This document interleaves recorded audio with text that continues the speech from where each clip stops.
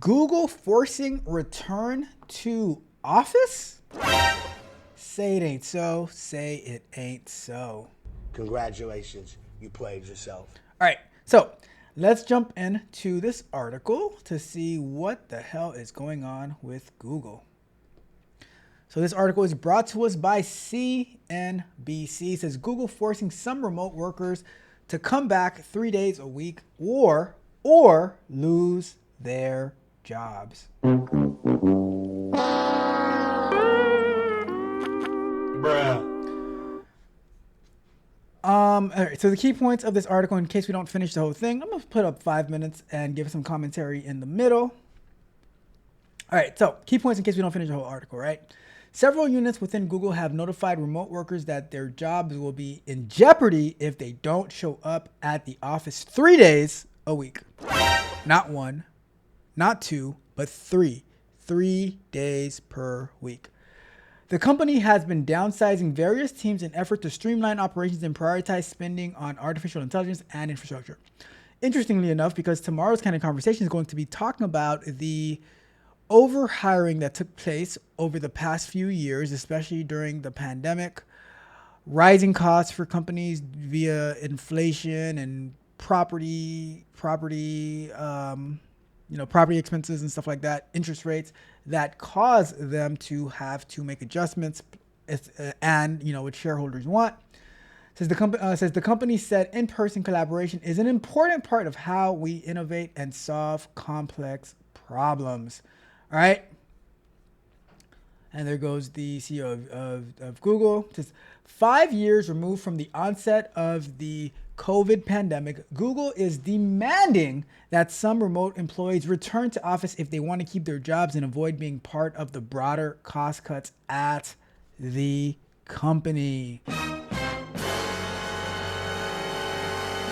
Several units within Google have told remote staffers that their role may be at risk if they don't start showing up at the closest office for a hybrid work schedule, according to internal documents viewed by CNBC.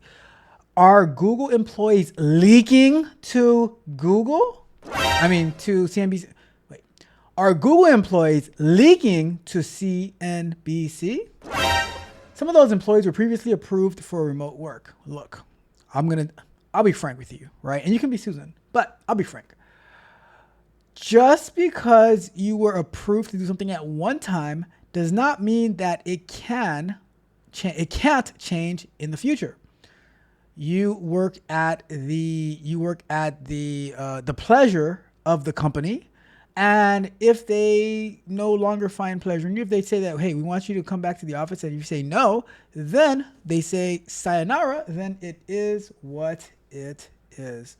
All right? It says, as the pandemic slips further into the rearview mirror, companies are tightening their restrictions on remote work, forcing some staffers who moved to distant locations to reconsider their priorities if they want to maintain their employment. Congratulations, you played yourself. I remember during the pandemic, so many people, they said, you know what?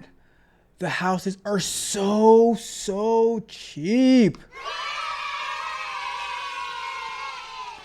In the middle of nowhere. I'm telling you, they'll say, you know what? I am going to move to this rural place where there. Thank God for Starlink now, right? But they would be struggle working with their weak internet connection. And they said, you know what? I'm just going to be very, very in this remote place. And then companies were like, hey, we want, you got to come back to the office. But you guys approved me to move to this random location. Okay, yeah, now we unapprove you. And you got to show up. And it's like, well, I have like a 8% interest rate on this property in the middle of nowhere. Like my interest rate costs more than the actual house costs. What am I supposed to do in the middle of nowhere with this house, right? On this farm, we have like 30 acres of land. What am I supposed to do? And the company's like, I don't know what to tell you. You just got to show up. It says, all right. So it says, let's see. The change in tone is particularly acute in the tech industry, which jumped so aggressively into flexible work arrangements in 2020 that San Francisco commercial real estate market is still struggling to recover. I'm in a bind, Nate. Google began offering some U.S. full-time employees voluntary buyouts at the beginning of 2025, and some remote staffers were told that that would be their only option if they didn't return to the nearest office at least 3 days a week. So that means that for 2 days, so let's say you said Monday and Friday, you want to live on your farm that is in the middle of nowhere. You could do Friday. Get a move on, back to work, chop chop, let's go. Come on, get a move on. Back to work, back to work, back to work. You can do Friday, Saturday, Sunday, Monday, in the middle of nowhere. But on Tuesday, Thursday, or Tuesday, Wednesday, and Thursday, you're going to have to find your way to maybe get an Airbnb. I don't know, but you're going to have to find your way to staying close to the office, right? I'm telling you. So the latest threats land at a time when Google and many of its tech peers are looking to slash costs while simultaneously pouring money into artificial intelligence, which requires hefty expenditures on infrastructure and technical talent. So the money is shifting. Interesting. They're like, we're not going to be paying extra. Like we have to cut costs. So get your butt back to the office because we need to invest in more infrastructure, in data centers and stuff like that, right? Since conducting widespread layoffs in early 2023, Google has undertaken targeted cuts across various teams, emphasizing the importance of increased AI investments. As of the end of last year, Google is about 183,000 employees down from roughly Google had about as of the end of last year, Google had about 183,000 employees, down from 190,000 2 years earlier. Wait, so all right, hold up. You're telling me from 2 years, Google only fired 7,000 employees? Is that it? I mean, ratio to ratio, that's actually pretty decent, you know? That's like less than a 1% reduction in, 1% would be 1.9. That's less than a 10% reduction in workforce. If my numbers are correct. Yeah. I don't know, that seems pretty good. All right. All right, so it says Google co-founder Sergey Brin told AI workers in February that they should be in the office every weekday, within 60 hours a week being the sweet spot of productivity. Oh, that's 60 hours. According to a memo viewed by CNBC, Brin said the company has to turbocharge efforts to keep up with AI competition, which has accelerated immensely. And I'll tell you this, right? It's not uncommon if you are, number one, if you're getting a Google salary, working in AI, software engineer, to be working 60 hours a week, because at the end of the day, you have to beat out your competition. For me, I see work as a sport. All right, I see work as a sport. There's competition within the company. There's competition with the other companies. What are they doing, and how are we going to be better than them? Because we want their customers. We want their customers. We want them to come over to us. All right. All right. So it says, Courtney.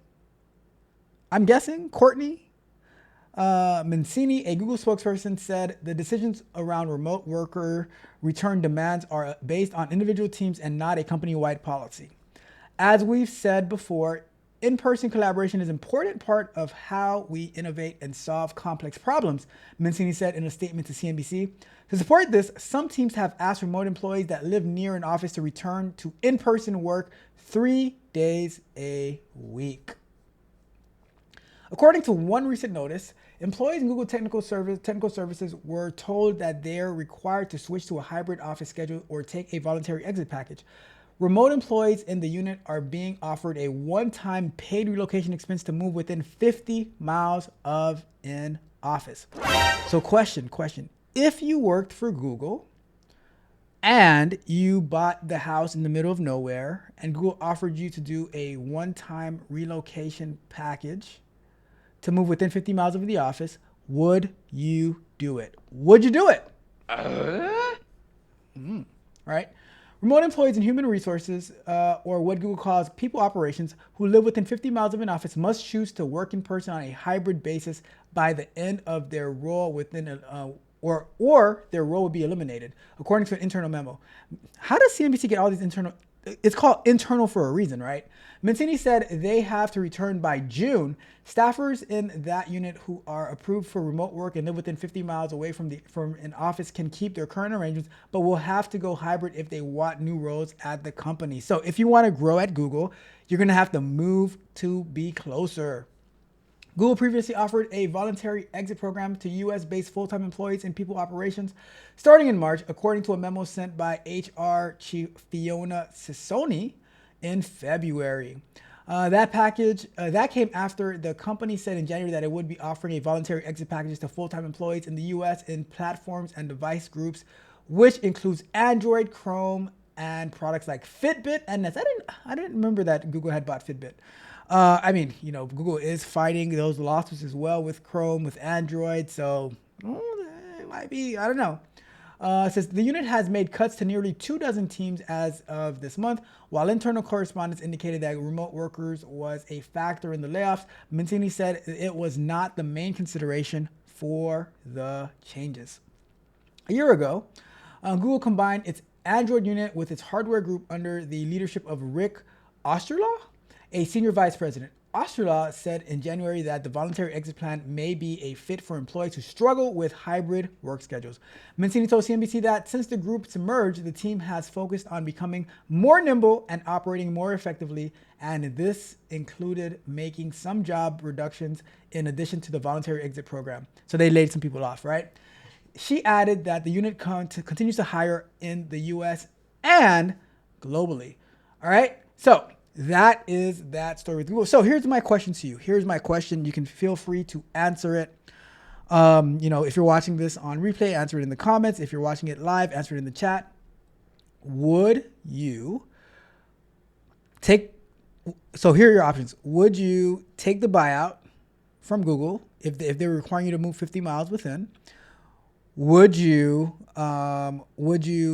take the relocation money to move within 50 miles of the office for Google, or are you going to continue living in the middle of nowhere and say, you know what, I'm going to take the voluntary buyout. I'm going to still live in the middle of nowhere, and hopefully, hope springs eternal, right?